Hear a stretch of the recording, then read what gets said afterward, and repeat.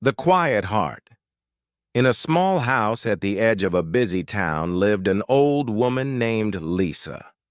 Her gray hair was always tied in a neat bun, and her hands, wrinkled with time, moved slowly but carefully. Lisa's son, Sam, and his wife, Anna, had invited her to live with them after her husband passed away. The house was warm, but Lisa's heart felt cold. Every morning, Lisa woke before sunrise. She sat by the kitchen window, watching the first light touch the garden. The smell of coffee filled the air as Anna prepared breakfast. Sam rushed to work, kissing Anna and their two children, Lily and Leo, goodbye. Lisa smiled at them, but no one noticed. Lisa tried to help. She washed dishes, but Anna quietly re-washed them. She folded laundry, but Anna refolded the clothes. Lisa's feet shuffled on the polished floors, her presence like a ghost in the home she once dreamed of sharing.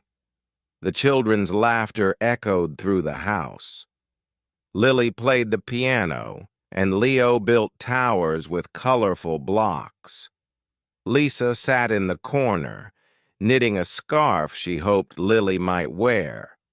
But Lily preferred her bright store-bought gloves, and Leo's towers never included her. One afternoon, Lisa found Leo's toy train under the sofa. She crawled slowly, her knees aching, and placed it on his shelf. Leo ran into the room, grabbed the train, and paused.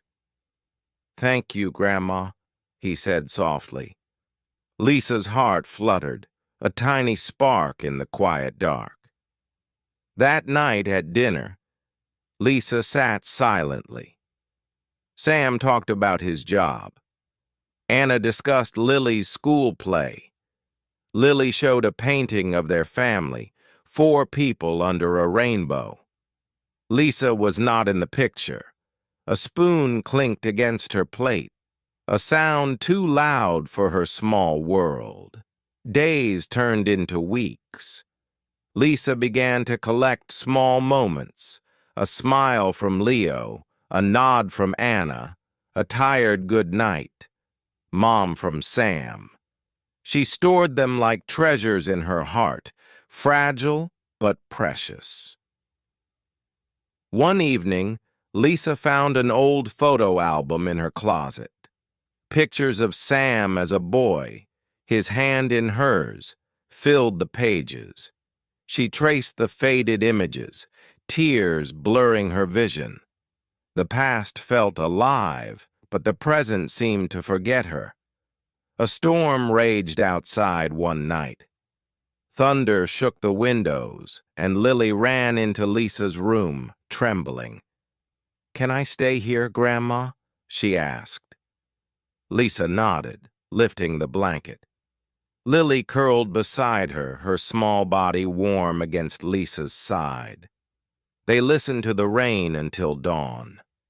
The next morning, Lily drew a new picture, a house, a rainbow, and 5 people. Lisa's heart, quiet for so long, began to beat again. The days grew warmer, but Lisa's room remained cool and dim. She spent hours knitting a scarf with soft blue wool, the same color as Lily's eyes. Her fingers moved slowly, the needles clicking like a quiet clock. Sometimes Lily peeked in, watching silently before running off to play. Lisa wondered if the scarf would ever find its way around her granddaughter's neck. One morning, Anna asked Lisa to watch Leo while she went to the market. Lisa nodded, her heart pounding. Leo sat on the floor, stacking blocks into wobbly towers. Lisa sat beside him, her knees creaking. When his tower fell, she handed him a red block. "Try again," she said. Leo smiled, his cheeks round like apples. Anna returned with groceries, her arms full. "Thank you, Lisa," she said, placing a bag of oranges on the table. Lisa stared at the fruit, their bright skins glowing in the sunlight. Later, she peeled one carefully, the sweet smell filling the kitchen. She left slices on a plate for the children. Lily ate them all, leaving a sticky smile on the glass. Sam brought home a puzzle one evening, a picture of a mountain lake. The family gathered around the table, pieces scattered like leaves. Lisa stood nearby, her hands clasped. "Grandma, help me," Leo called, holding a piece shaped like a cloud. Lisa sat down, her breath shallow. Together they found the cloud's place. Anna glanced at them, her eyes soft. Rain returned, tapping on the windows. Lisa found Lily in her room, crying over a torn dress. "It's for the school play," Lily sobbed. Lisa took the dress, her fingers threading a needle with steady hands. She sewed tiny stitches hidden like secrets. The next day, Lily twirled in the repaired dress, never asking how it was fixed. One Sunday, Sam cleaned the attic. He dragged down an old box, photos, letters, and a dusty vase, Lisa's vase. She had painted it years ago, flowers curling around the edges. "Can I put this in my room?" Lily asked. Lisa nodded, her throat tight. The vase sat on Lily's desk, holding pencils instead of flowers. Autumn came and the garden turned gold. Lisa sat outside, wrapped in her shawl. Leo brought her a leaf, red as fire. "For you, Grandma," he said. She pressed it in her photo album, beside pictures of Sam as a boy. The wind carried the sound of Anna's laughter from the kitchen, warm and unfamiliar. At dinner, Lily talked about her play. "I'm a tree," she said. "I need brown clothes." Lisa stayed up that night, knitting a brown shawl with leaves stitched in green. She left it on Lily's bed. The next morning, Lily hugged her, the shawl draped over her shoulders. "It's perfect," she whispered. Winter arrived, and the first snow fell. Lisa woke to find Leo at her door, mittens on his hands. "Build a snowman with me," he begged. Lisa put on her coat, her bones aching. They rolled snowballs, Leo's laughter ringing in the cold air. Anna watched from the window, taking a photo she would frame later. That night, Lisa's scarf lay on Lily's chair, forgotten but not unseen. The blue wool shimmered under the lamp, a quiet promise of love that needed no words. Spring arrived quietly, painting the garden in shades of green and pink. Lisa sat by the window, watching Anna plant flowers in the soil. Lily and Leo played nearby, their hands dirty with earth. Lisa's fingers twitched, remembering her own garden years ago. She stood slowly, her legs stiff, and stepped outside. Anna looked up, surprised. "Would you like to help?" she asked. Lisa nodded, her heart racing. Anna handed her a trowel and a packet of seeds. Lisa's hands trembled as she dug small holes, dropping seeds one by one. Leo crouched beside her, copying her movements. "Grandma knows magic," he told Lily. Days later, tiny green shoots pushed through the soil. Leo ran inside every morning to check their progress. Lisa showed him how to water them gently. Not too much, she whispered, echoing Anna's words. Anna watched from the kitchen window, a faint smile on her lips. One evening, Sam brought home a camera. "Family photos," he announced. They stood in the garden, the flowers blooming behind them. Lily pulled Lisa into the frame. "You too, Grandma," she said. Lisa stood stiffly, unsure where to look. The camera clicked, freezing her awkward smile in time. Later, Lisa found the printed photo on the fridge. Her figure was small at the edge, but she was there. She touched the image, her eyes stinging. That night, she added the photo to her album, beside pictures of Sam as a boy. Summer heat filled the house. Anna asked Lisa to teach Lily how to knit. "It's hard," Lily complained, the yarn tangling around her fingers. Lisa guided her hands, the way her own mother had taught her. "Slowly," Lisa said. Lily's first stitch was crooked, but she grinned. "I did it." Leo found Lisa's old storybooks in the attic. They sat on the porch every afternoon, Lisa reading aloud while Leo leaned against her shoulder. His favorite was a tale about a brave rabbit. "Like you, Grandma," he said. Lisa laughed, a sound so rare it startled even her. One Sunday, Anna baked a cake. Lisa recognized the recipe, her husband's favorite. "Will you decorate it?" Anna asked. Lisa's hands shook as she wrote family and wobbly icing. Lily added sprinkles and Leo licked the spoon. When Sam tasted it, he paused. "This tastes like Dad's," he said softly. Autumn returned and the garden faded. Lisa's seeds had grown into tall sunflowers. Their faces turned to the sky. Anna cut one and placed it in Lisa's vase on the dining table. "For you," she said. Lisa touched the petals, gold as the sunlight she once watched alone. Winter's first snow brought a knock on Lisa's door. Lily stood holding a small box. Inside was a framed photo, the garden picture, but cropped to center Lisa. "Now you're in the middle," Lily said. Lisa hung it by her bed where she could see it every morning. The scarf she knit for Lily stayed on the chair, but the shawl with green leaves became Lily's favorite. On cold days, Lisa saw her wearing it, a quiet hug from afar. Winter deepened, wrapping the house in silence and snow. Lisa's room felt warmer now with Lily's framed photo glowing on the wall. One morning, Anna knocked softly.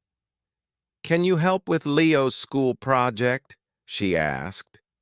Lisa nodded, her pulse quickening. Leo's project was about family history. He spread old photos on the table, Lisa's wedding picture, Sam as a baby, holidays at the seaside. Lisa pointed at each, her voice shaky but clear. "This was your grandpa. This was our first house." Leo scribbled notes, his tongue sticking out in concentration. Anna brought tea, lingering to listen. "I didn't know Grandpa loved fishing," she said. Lisa opened the album, showing a photo of her husband holding a silver trout. "He taught Sam," she whispered. Anna's hand brushed Lisa's shoulder, light as a snowflake. Valentine's Day arrived and the children made cards. Lily glued hearts onto red paper, handing one to Lisa. "For you," she said. The card read, "I you Grandma," in glittery letters. Lisa pinned it beside her bed, the glitter catching light like tiny stars. Sam brought home a jigsaw puzzle, a snowy village scene. The family gathered around it, pieces scattered like memories. Lisa found the edge pieces, her hand steady. Leo slotted the church spire, and Anna added the moon. When the last piece clicked, Sam said, "We did it together." Lisa's reflection smiled in the glass frame. Spring returned and the garden stirred. Lisa's sunflowers had left seeds behind. She showed Leo how to press them into the soil. "Will they grow again?" he asked. "Always," Lisa said. Anna watched from the porch, her arms crossed but her eyes soft. One rainy afternoon, Lily found Lisa's knitting basket. "Teach me the leaf pattern," she begged. Lisa guided her hands, the green yarn looping like vines. Lily's stitches were uneven, but she wore the scarf proudly. "Grandma and I made this," she told her friends. Leo's birthday came and Lisa baked cookies, his father's favorite recipe. The kitchen filled with cinnamon and burnt edges, but Leo ate them all. "Best ever," he said, crumbs on his chin. Anna took a bite, her face softening. "Just like Dad's," she murmured.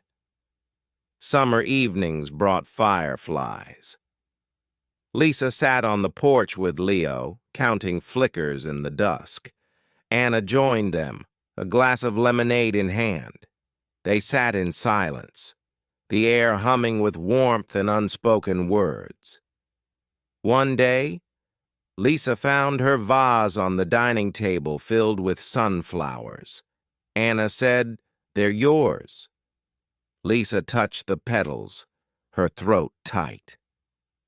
That night she placed a single flower on her husband's photo. "They remember," she whispered.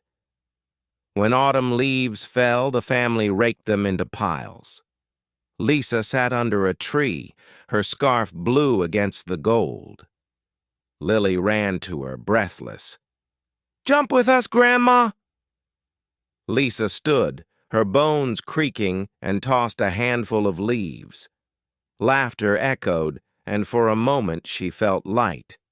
Winter returned, wrapping the town in snow and silence. Lisa's room felt brighter now, with Lily's photo and cards covering the walls. One morning, Anna asked Lisa to help prepare holiday cookies. Lisa's hands trembled as she rolled dough, but Anna smiled. "Just like Mom used to make," she said. The words hung in the air, warm as oven heat. The family decorated the tree together. Leo hung paper stars, and Lily placed angels on the branches. Lisa unwrapped an old ornament, a glass dove from her wedding. "This was your grandpa's favorite," she told Sam. He hung it near the top, its wings catching the light. Christmas Eve brought a knock on the door. A neighbor handed Lisa a package, a knitted blanket from her old friend Martha. Lisa hugged it close, the wall smelling of lavender and memories. That night she draped it over Lily's bed. "Grandma's magic," Lily whispered, snuggling under it. New Year's Day, Sam found Lisa's old recipe box. "Let's cook together," he said. They made stew, the kitchen steamy and rich with herbs. Lisa stirred slowly, Sam's hands steadying hers. Anna took a bite, tears in her eyes. "Tastes like home," she said. Winter melted into spring. Lisa's sunflowers pushed through the soil again, taller this time. Leo measured them daily, marking heights on the wall. Anna hung a chart beside it, Lisa's name written in curly letters. "Grandma's garden," it read. One rainy afternoon, Lily found Lisa's wedding dress in the attic. "Can I try it on?" she asked. The fabric was yellowed but soft. Lisa buttoned the back, her fingers remembering every stitch. Lily twirled, the dress sweeping the floor. "You're beautiful," Lisa said. Anna took a photo, the dress blurring past and present. Summer brought a family picnic. Lisa sat under a tree watching Lily and Leo chase butterflies. Anna handed her a sandwich, their fingers brushing. "Thank you," Anna said. "For what?" She didn't specify, but Lisa knew. On Lisa's birthday, the children woke her with a song. Leo carried a cupcake, the candle flickering. Lily gave her a new photo album filled with pictures of their family.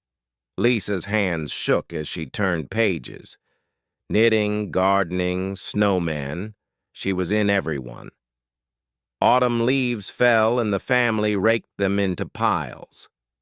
Lisa sat on the porch wrapped in Martha's blanket. Sam joined her, holding 2 mugs of tea. They sipped in silence, the steam curling between them. "I'm glad you're here, Mom," he said.